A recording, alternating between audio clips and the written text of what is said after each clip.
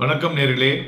வாரத்தின் கடைசி நாள் நமது சந்தைகள் ஒரு flat note for a range bound டேன்னு சொல்லலாம். பட் அந்த 22,500ங்கிறது ஒரு கடினமான லெவலாக தான் இருக்குன்னு சொல்லலாம். பட் த ப்ராடர் இண்டெக்ஸஸ்லாம் பார்த்தோன்னா ஒரு ஹையஸ்ட் வீக்லி கெயின்ஸ் இந்த 2025 சென்செக்ஸ் 8 பாயிண்ட் லோவராக முடிவடைந்திருக்கிறது. அதுபோல் நிஃப்டி 6.65 புள்ளிகள் குறைந்து 22,538 முடிவடைந்திருக்கிறது. பேங்க் நிஃப்டியும் பார்த்தீங்கன்னா 130 புள்ளிகள் குறைந்து 48,498 முடிவடைந்திருக்கிறது. இன்னைக்கு ஹெவி வெயிட்ல ஒன் மேன் ஆர்மின்னு சொல்லுவோம், ரிலையன்ஸ், அதுதான் இன்னைக்கு balance out losses in IT ஸ்டாக்ஸ்ன்னு சொல்லலாம்.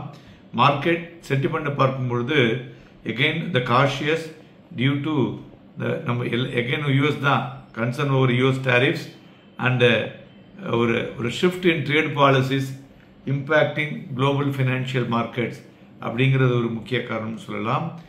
Advances 1544, declines 912. ப்ராடர் இண்டெக்ஸஸ் பொறுத்தவரையும் பார்த்தோம்னா ஒரு மிக்ஸ்டு நோட்டாக இருந்தது. Mid cap decline by 0.32, small cap up by 0.67%. Volatility index decreased by 1.86%. So decrease in market volatility compared to yesterday trading session சொல்லலாம். Then broader market பொறுத்தவரை பார்த்தோம்னா ஒரு பாசிட்டிவ் சென்டிமெண்ட் இந்த broader market பார்க்க முடிகிறது. துறைகளை பொறுத்தவரை பார்த்தோம்னா oil and gas, metal and media were top gainers, but reality, consumer durables and IT closed in negative territory அப்படின்னு சொல்லலாம்.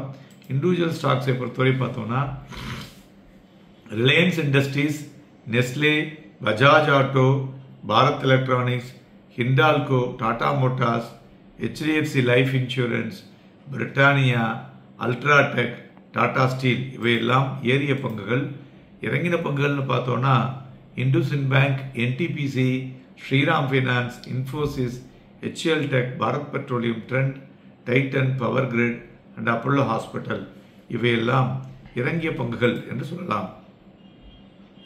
மேலும் இன்றைய தினம் தங்கம் பார்த்தோன்னா 49 ரூபாய் அதிகரித்து 85,985, வெள்ளி பார்த்தோன்னா 211 ரூபாய் குறைந்து 97,930 வணிகமாகிக் கொண்டிருக்கிறது. குரூடாயிலை பொறுத்தவரை பார்த்தோன்னா 87 ரூபாய் அதிகரித்து 5,871 வணிகமாகிக் கொண்டிருக்கிறது. ஈரோசோன் ஜிடிபி பார்த்தோம்னாக்க 0.2% வைசஸ் 0.1%.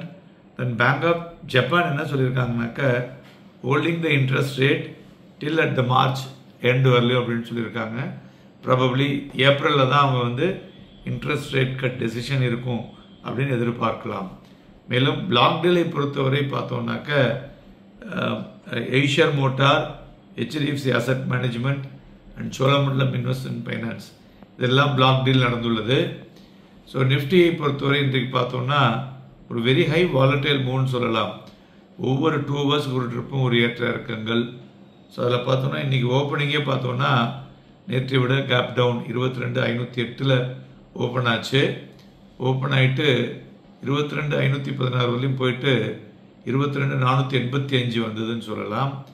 ஸோ இன்றைய தினம் லோ பார்த்தோம்னா 22,464.75, ஹை அதுக்கப்புறம் அரௌண்டு ஒரு 11:30 மணி இருக்கும் 22,633.80 ஹையை போச்சு.